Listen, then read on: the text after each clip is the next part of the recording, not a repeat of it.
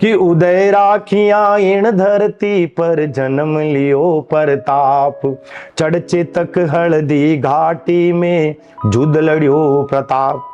जो मेरे बाद भी राजस्थानी गीतों में जो है मेरे बाद ऐसे राजस्थानी गीत पड़ेगा और वो है सोहन चौधरी।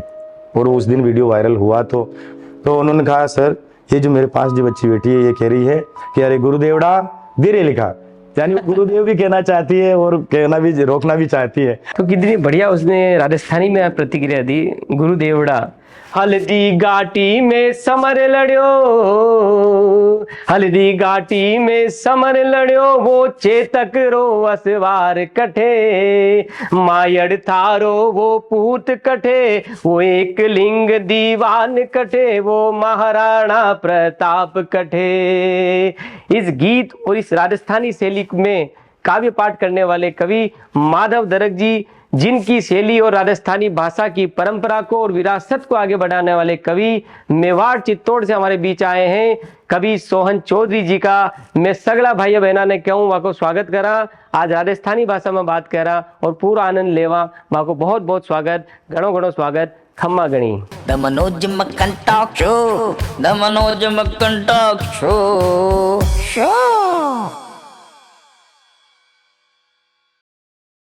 तो बहुत बहुत स्वागत है सोहन चौधरी जी आपका हमारे शो में। और जी राम राम, बहुत बहुत धन्यवाद। आपने कैसा लग रहा है आपको हमारे शो में आकर? बहुत अच्छा लग रहा है। आपने ये जो शो आप आयोजित कर रहे हैं ये निश्चित रूप से बहुत अच्छा लग रहा है यहाँ आकर। शुरुआत करेंगे सोहन जी आपके उसी वीडियो से जो एक वीडियो आपका वायरल हुआ और वहाँ से आपकी लोकप्रियता को बढ़ावा मिला। और वो वीडियो जब वायरल हुआ उसके बारे में आपको पता था या आपको किसी ने बताया कि आपका वीडियो वायरल हो गया है? वो मुझे भी क्या है कि उदयपुर दैनिक भास्कर कार्यालय से फ़ोन आया कि सोहन जी ये पन्ना धाय वाला गीत आपका है क्या।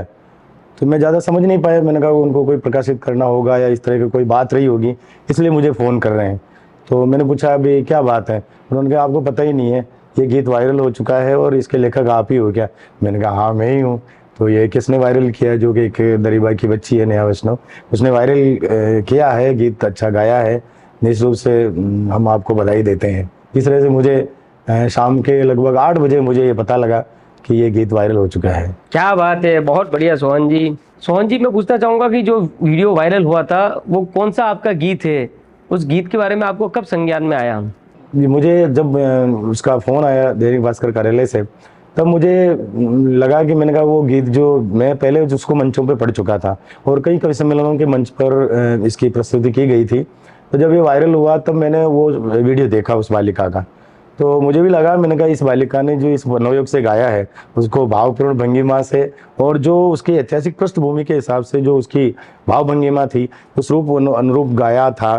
तो पन्ना धाय का वो जो गीत था निश्चित रूप से एक मेरा अपना गीत था, लेकिन वो चूंकि एक दुनिया का गीत बन चुका है अब और वो वायरल हो गया तो लोगों ने इसको बहुत पसंद किया। सोहन जी जैसा कि आपने बताया कि वो गीत जो वायरल हुआ वो माँ पन्ना धाय पर बना था और जिस बच्ची ने उसको पढ़ा, क्या आपको लगता है कि उसने उस भावपूर्ण तरीके से उसके प्रति न्याय किया? नहीं, बिल्कुल उसने भी उसी तरह से गाने का प्रयास किया जिस तरह से मैंने भावपूर्ण, जिस तरह से कवि सम्मेलनों में मंच की उस गीत की प्रस्तुति की, उस बालिका ने भी निश्चित रूप से उन सारे शब्दों को, उन भावों को और अपने आप में उस तरह से क्या कहते हैं भावपूर्ण उसकी प्रस्तुति उसने दी। तो उसके अंदर वो सारे भाव भी आए, जो चंदन का बलिदान उसके अंदर है, जो पन्ना की बातचीत है, जो ऐतिहासिक पृष्ठभूमि है, जिस तरह से उदय सिंह जी को बचाया गया, वो सारा उसने उसी भाव भंगिमा से प्रस्तुत किया। तो निश्चित रूप से उसने पूर्ण मनोयोग से गाया था उसको। सोहन जी जिस गीत की हम बात कर रहे हैं उसकी पृष्ठभूमि को मैं थोड़ा स्पष्ट करूं हमारे दर्शकों के लिए। माँ पन्ना धाय का बलिदान मेवाड़ के इतिहास में स्वर्णिम अक्षरों में दर्ज है। माँ पन्ना धाय ने अपने पुत्र का बलिदान कर दिया। उनके पुत्र चंदन को उन्होंने महाराणा उदय सिंह जी की जगह लेटा दिया और उन्हें झूठी पत्तलों में छुपाकर वो कुंभलगढ़ ले गई। और उदय सिंह जी महाराणा प्रताप के पिताजी हैं। वो क्षण बड़ा दर्दमयी रहा होगा उस माँ के लिए। ऐसा लगा मुझे, किसी कवि ने कहा है कि चंदन का नाम जुबा पर आया ही था कि उसने रोक लिया, जैसे ममता की आंचल का दूध नमक ने सोख लिया। उस दर्द को, उस पीड़ा को सोहन चौधरी जी ने लिखने का प्रयास किया। मैं फरमाइश करता हूँ कि वो थोड़ा सा सुना दे तो मजा ही आ जाएगा। तो मनोज जी, जिस गीत को मैंने वर्षों कवि सम्मेलन के मंच पर भी पढ़ा है, जिस बालिका ने वो गाया है, वो पन्ना का गीत है उसके अंदर। तो वो सारे बात है जो पन्ना धाय जो है अपने बेटे चंदन का बलिदान उदय सिंह जी को बचाने के लिए कर देती है। तो सुनिए आप। बिल्कुल, स्वागत है आपका, दर्शकों को भी अपन सुनाते हैं। हाँ।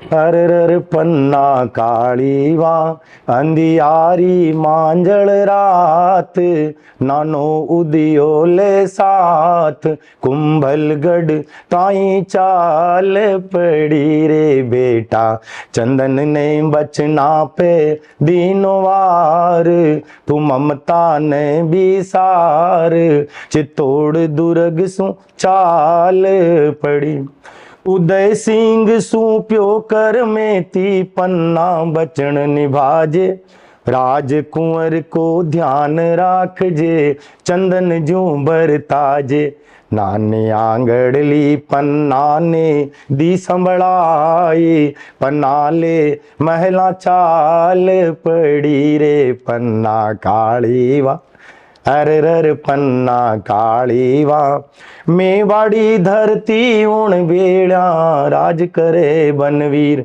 मार लियो छल सू विक्रम ने उदिया ताई अधीर, पन्ना खुद राटाबर चंदन ने बुलवाय पिलंगा, उदिया रे पोढ़ाई, पन्ना पे भारी विपत पड़ी, खड़ग हाथ बनवीर खड़ियो, पन्ना तू उदय बता दे, मार उदय ने राज करूं लाजट युवराज बता दे, पन्ना रे मुखड़ा सू उचरी जेना बेण, आखड़लियां वाली सेण, तलवार चंदन पे चाल पड़ी रे पन्ना कालीवा, हरर पन्ना कालीवा।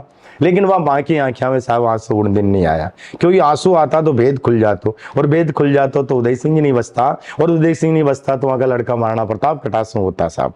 तो माँ पन्ना आखड़लियां आंसूड़ा रो क्या, पन्ना थू बड़ भागण, मेवाड़ धरा पे चंदन वार्यो थू अलबेली झामण, राख्यो आत्म तो सीसो द्यारो कुल भाण, वो एक लिंग रो दीवान, नेणासू आंसू बूंद ना पड़ी रे पन्ना कालीवा, किरत बारी जूठा पत्तल दोना को टोकर लायो, बोलियो पन्ना उदय सिंह ने मारा ही पालना में लिटा दे, इन लेर में कहीं चित्तौड़ किलो नीचे उतर जाऊं देखो।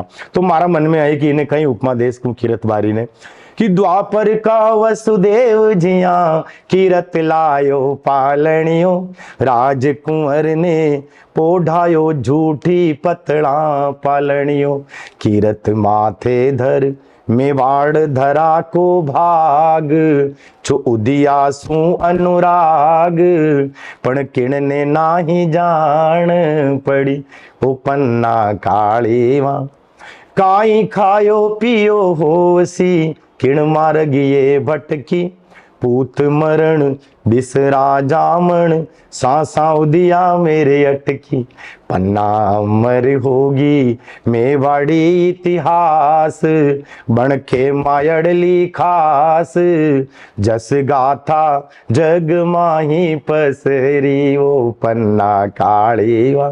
कुंभलगढ़ के शान की हुई देखो आप माँ पन्ना कि काला कोसा कुंभलगढ़ किण भात तु पन्ना आई, सीसो द्या को सूरज पन्ना चढ़ में भर लाई, कब पग पग जीवन पे मंडराती भारी मौत, जीवन सू भारी मौत, पन्ना थू जामन चोखी नीवड़ी। और वह बलिदान को कई फायदे हुए साहब कि उदय राखिया इन धरती पर जन्म लियो प्रताप, चढ़ चेतक हल्दी घाटी में जुद लड़ियो प्रताप, जगरे इतिहासा मेवाड़ धरा को मान, पाथड़ पन्नारो गान, धरतिया स्वाभिमान सू भरी। और अंत में देखो आप, कवि सोहन कहिया मेवाड़ी, धरती छे अलवेली,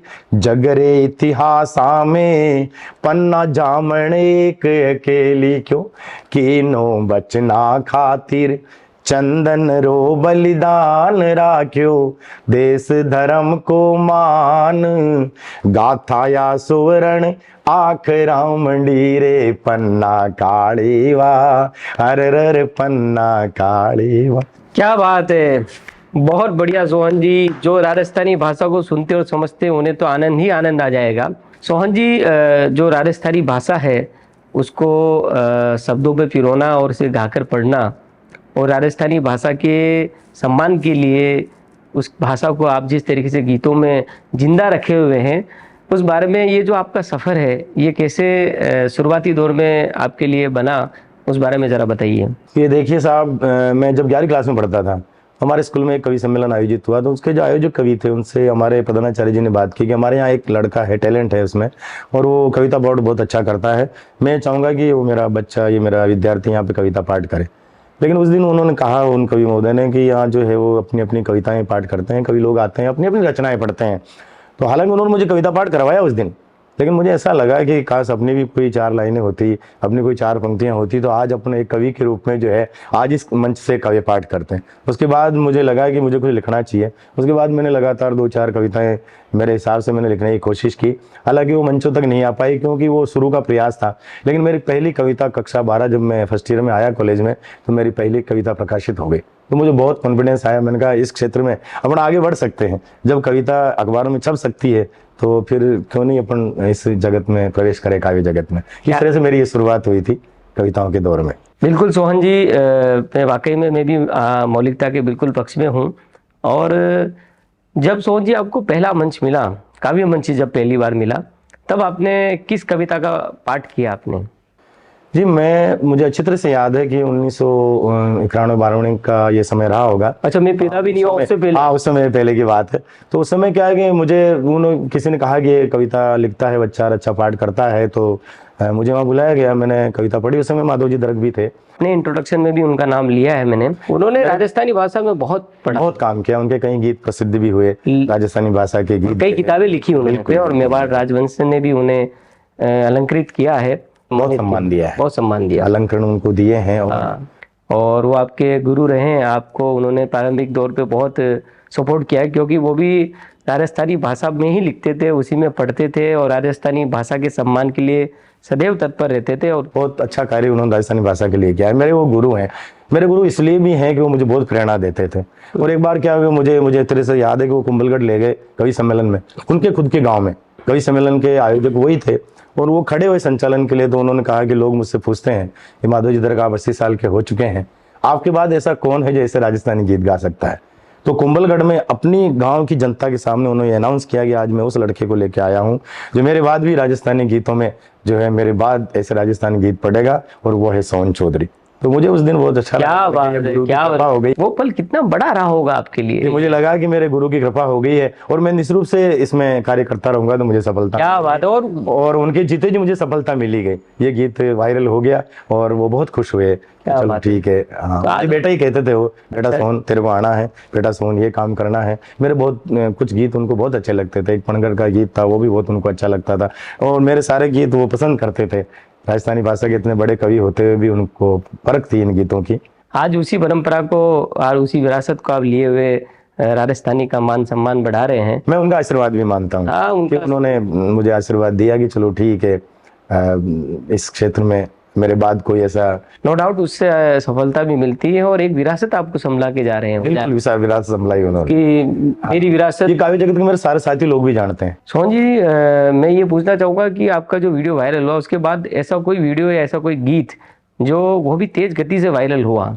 हाँ, एक और गीत है, कोरोना के समय की बात है। अच्छा, उस समय क्या है कि जैसे हमारे तो ड्यूटियां चल रही थी, और वो मंच पर तो गीत आ चुके थे, कवि सम्मेलन के मंच पर तो मेरे बहुत सारे गीत आ चुके थे।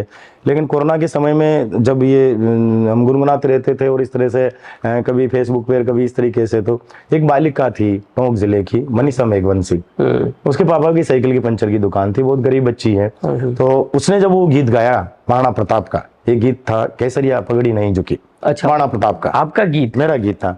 तो क्या है कि कोरोना में चूंकि आयोजन तो सारे बंद थे, तो जब उस बिटिया ने उस गीत को गाया और वो जब वो सोशल मीडिया पे चला तो वो वायरल हुआ, तो विदेश में रहने वाले आदमी ने उसने सोचा कि मेरा जन्मदिन तो मैं नहीं मना पा रहा, तो मैं अपने जन्मदिन की राशि आज किस पे खर्च करूं। और उस दिन वीडियो वायरल हुआ तो उसने 50,000 रुपए की राशि उस बालिका को भिजवा दी। क्या बात है यार। इंडिया भारत में रहने वाले अपने दोस्त के माध्यम से।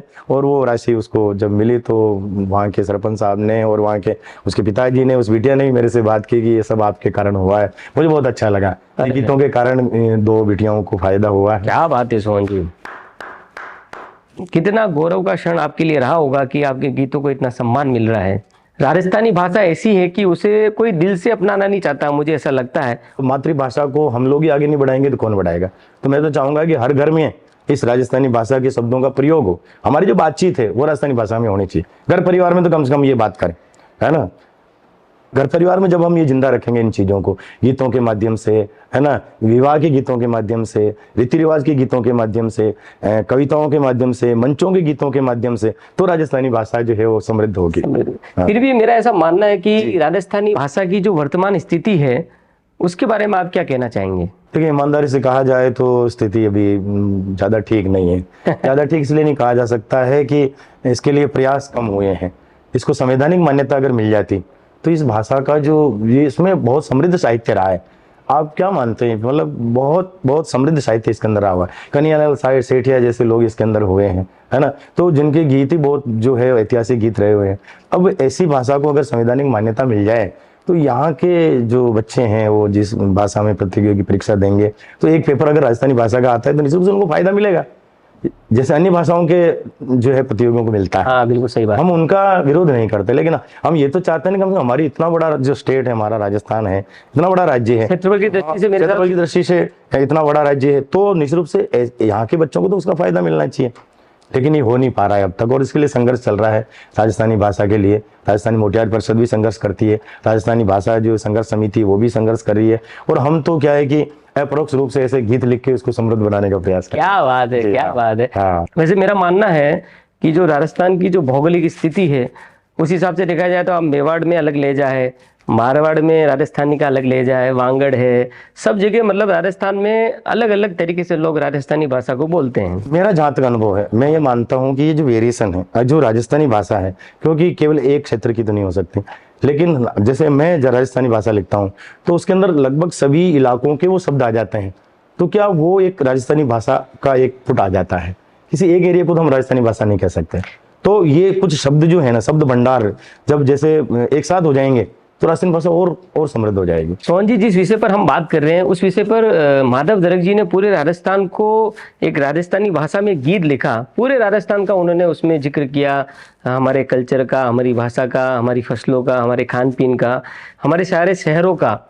वो अगर आपको याद है तो उसमें से कुछ सुनाए तो मुझे बहुत अच्छा लगेगा। मैं एक उसको इस तरह से उन्होंने लिखा है कि दम के आभे में जो तारो रे मीठा बोर मतीरा वालो, दम के चांदा जू नखरालो, एड़ो मारो राजस्थान, एड़ो मारो राजस्थान, उबो आड़ावल हुलरावे सरसों, मेथी नाड़ झुकावे रे पंथी, बैठ आसरो पावे, खेता काम करे करसान, एड़ो मारो राजस्थान, बलिदान री धरती है या विया शहीद सुजान, अरे अणधूली रो तिलक लगाओ, ले वीरारो नाम हल्दी, घाटी रिया माटी रिया तो रगत रंगोड़ी माटी रे नापी, पगड़िया पीथल घाटी कर लो थे इनने प्रणाम, एड़ो मारो राजस्थान। स्थान। और क्या लिखा उन्होंने कि गेहूं पाकरिया खेता में कटे है बाजर मोट, अरे चू चू करता चढ़स चाल रा भरे रेट राधोट किणन केर सांगरी भावेर सातों ने सतमणि करावे पीवे दूध आकड़ा पान एड़ो मारो राजस्थान, एड़ो मारो राजस्थान। क्या बात है, मैं तो बिल्कुल मंत्रमुग्ध हो गया था। क्या संस्कृति को उन्होंने पिरोया है, क्या शब्द उनके अच्छे हैं। सोहन जी, एक बात और मैं आपसे पूछना चाहूँगा कि आप शिक्षा विभाग में कार्यरत हैं, वर्तमान में आप प्रिंसिपल हैं। इस विषय पर या शिक्षा विभाग में आपके कार्य के दौरान आपको कोई ऐसा वाकया घटा जो आप हमें शेयर करना चाहेंगे? घटनाएं तो बहुत और ऐसे किस्से तो बहुत जीवन में घटते हैं, लेकिन एक किस्सा मुझे बहुत एक मासूमियत भरा, एक जो बच्चों की मासूमियत कितनी होती है कि वो अपने गुरु को सम्मान भी देना चाहते हैं, और उस जब उनको थोड़ा सा गुस्सा भी आता है तो किस तरह से सम्मान देते हैं। ये एक ऐसा वाकया आया कि मैं जब मेरी नई पोस्टिंग हुई, मैं वरिष्ठ अध्यापक के रूप में जब मैंने ज्वाइन किया, तो मैं 7वीं 8वीं क्लास रही होगी, मैं पढ़ा रहा था, विज्ञान पढ़ा रहा था। तो पढ़ाते पढ़ाते क्या मेरी स्पीड बहुत ज़्यादा थी, कॉलेज से निकले ही थे हम और ट्रेनिंग करके। तो मैंने जब नोट्स लिखाना शुरू किया, मेरी इच्छा रहती थी कि बच्चों को नोट्स लिखाएंगे, परिभाषाएं याद करेंगे तो इनके अच्छे नंबर आएंगे। तो मैं बोल के नोट्स लिखवा रहा था, तो मेरी स्पीड थोड़ी ज़्यादा थी। तो बच्चों ने ये तो नहीं कहा कि आप ज़्यादा स्पीड से पढ़ा रहे हैं। तो क्या एक बच्ची जो है उसने कुछ दूसरी बच्ची के कान में कहा, तो डिस्टर्बेंस महसूस हुआ मुझे। मैंने कहा यार ये पढ़ाई के बीच में इस तरह से हंस रही, तो मैंने उनको खड़ा किया। वो डर गई थोड़ी, तो मैंने कहा आप क्या बात कर रहे थे? नहीं सर कुछ बात नहीं कर रहे थे, बहुत मासूमियत भरे हुए थे। मैंने कहा देखो मैं आपको डांटूंगा नहीं, मैं कुछ नहीं कहूँगा, लेकिन आप मुझे ये बताइए कि आपने क्या कहा, मैं सुनना चाहता हूँ वो चीज़। तो सर आप डांटोगे तो नहीं? मैंने कहा बिल्कुल नहीं डांटा, प्रोमिस।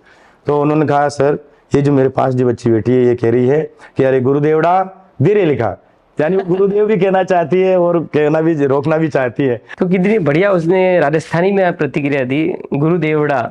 एक मासूमियत भरा ये जो मेरे सीन आज राजस्थानी के बढ़ता है गुरुदेवड़ा, धीरे लिखा। गुरुदेव के बजाय गुरुदेवड़ा, थोड़ा सा उसको इस तरह से अपने साथ जोड़ते हुए कि भी चलो कहा भी सही बात को, लेकिन उसमें सम्मान भी रखा और हास्य भी रखा।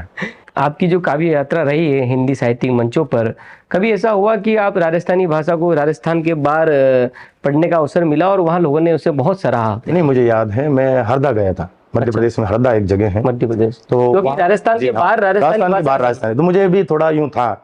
उसमें अपने विष्णु सक्सेना जी भी थे, तो हिंदी के भी कवि थे, और गौरी मिश्रा जी भी थे, बहुत सारे ऐसे कवि थे। लेकिन मुझे यूं डर था, मैंने कहा यहाँ राजस्थानी कौन सुनेगा। तो मैं जब उठा तो उससे पहले हिंदी वाले कवि पाठ कर रहे थे, कोई गजल पढ़ रहे थे, कोई गीत पढ़ रहे थे। तो मैंने थोड़ा कॉन्फिडेंस तो रखा मैंने, क्योंकि मुझे रखना ही था, क्योंकि वहाँ बुला लिया था। तो फिर मैंने क्या जब राजस्थानी गीत पढ़ना शुरू किया तो पब्लिक को इतना आनंद आया कि वो नाचने लग गई। तो उनकी जो सारी जो सामने जो अतिथि लोग बैठते हैं उनके लिए जो गद्दे वगैरह बिठा रखे थे, अब उस पर भी लोग नाचने लग गए। तो वहाँ के जो आयोजक थे उन्होंने कहा यार अब इनको रोको मत यार, ये सारी व्यवस्था यहाँ से हटा लो।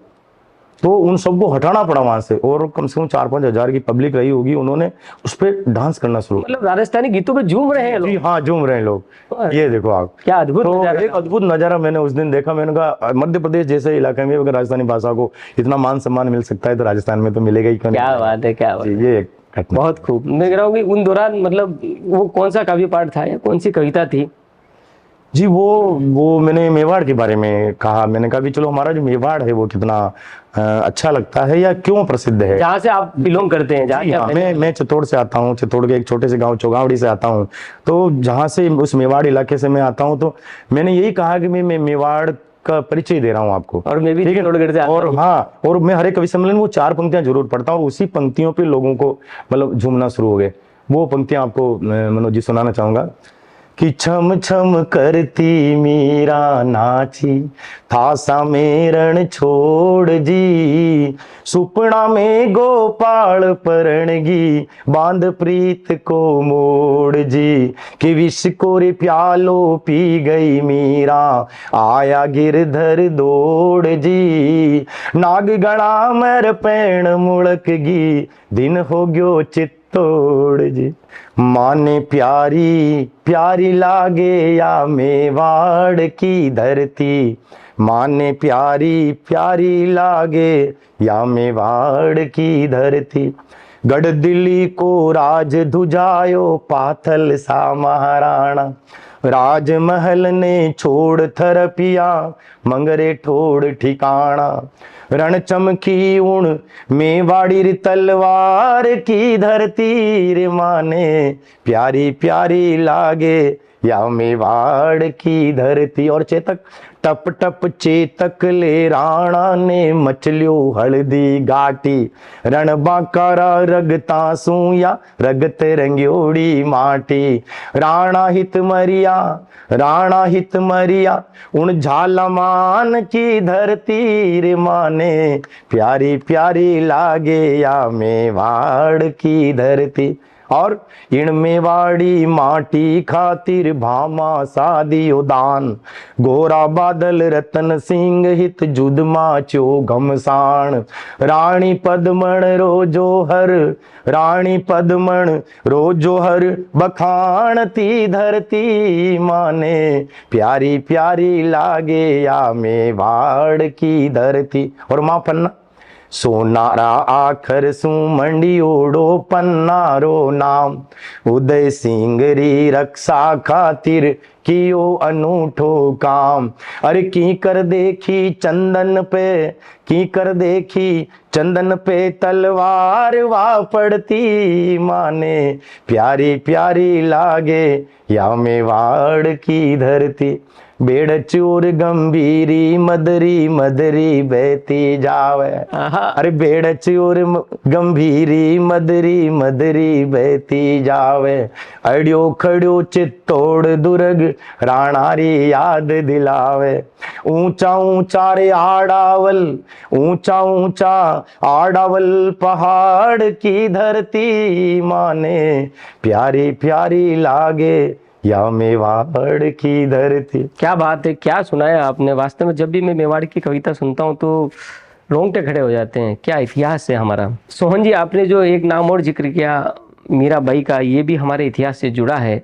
और मुझे किसी कवि की बहुत सुंदर पंक्तियां याद आती है कि आपने छू दिया खिल उठी पांखुरी। वाह। आपने छू दिया खिल उठी पांखुरी, पहले देखी नहीं ऐसी जादूगरी। और राधिका ने कोई गीत मन में पढ़ा, और कृष्ण के होठों पर बज उठी बांसुरी। मीराबाई ने तो पूरा जीवन मेरे तो गिरधर गोपाल दूसरों न कोई, तभी तो विष का प्याला भी अमृत में बदल गया। ये मीरा का जो किरदार है, इसके साथ एक घटना 2 लाइन में और सुनाता हूँ आपको कि लोग कहते हैं मरने के बाद परमात्मा को प्राप्त होंगे, लेकिन मीरा ने तो जीते जी परमात्मा को प्राप्त कर लिया, उसी अंदर समा गई। कि मरिया पाचे सुर्ग मिले में सुनियो मीरा। मरिया पाचे सुर्ग मिले में सुनियो मीरा। पण तू जीवतड़ी श्याम समागिरी मीरा। हम बहुत सौभाग्यशाली हैं कि हमने इस धरा पर जन्म लिया और तीर्थराज चित्तौड़ से हम जुड़े हैं।